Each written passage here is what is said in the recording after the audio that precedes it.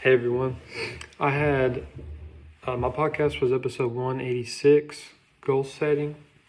Um, they opened up the episode by saying, a couple of quotes, and one of them was, "Why start tomorrow when you could start today?" And as a coach, I cannot agree more. It's hard, to be good at anything in life. So, sports, specifically call for a lot of reps, a lot of time put in. So, love that quote. They talked about how goals should be objective and specific. If the class's goal is to get all their work done and graded by the end of the week, so that they have extra free time, the main goal is to achieve free time at the end of the week. So the other goals would be below that, would be, to finish the homework, and then, as a class, we'd have to grade it as well. So that would be the next goal after getting all the homework done on time. The podcast also talked about how important feedback is. And, as a coach and teacher, you have to let the students know, like, how they're doing, where they're at, how much time they've got. If we're doing a drill in the cage, I'm not going to let a kid sit there and mess up, 5, 6, 7, 8 times in a row, just because that's, insanity, literally. And you got to, as a teacher, also, you got to stay on the class and let them know how they're doing. And just, be clear with them and, like, make them know if they need to make changes or if they're doing well, be there for them. And, just be vocal and give proper feedback. As a coach, we talk about 3 main goals, and I think this can be applied anywhere: process goals, performance goals, and outcome goals. Personally, I coached a 12U baseball team a few years ago.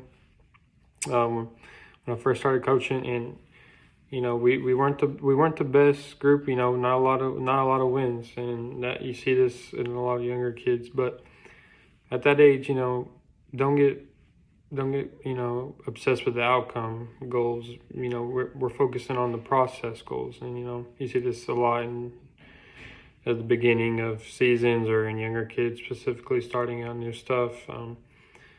Trust the process, like Joel Embiid says, and focus on the little things, doing things right. Being a good teammate, stuff like this. And then once the kids start focusing on that, understanding that the performance of them gets better, and then all the individuals get better, and then the team gets better, and that's when it all ties into the process to the performance and to the outcome. Another thing they talked about on the podcast were they described difficult goals and stretch goals. Difficult goals were something that less than around only 10% people may achieve, and then stretch goals were stuff that less than 10% can even achieve. So I kind of think of difficult goals as maybe a New Year's resolution or a year-long goal.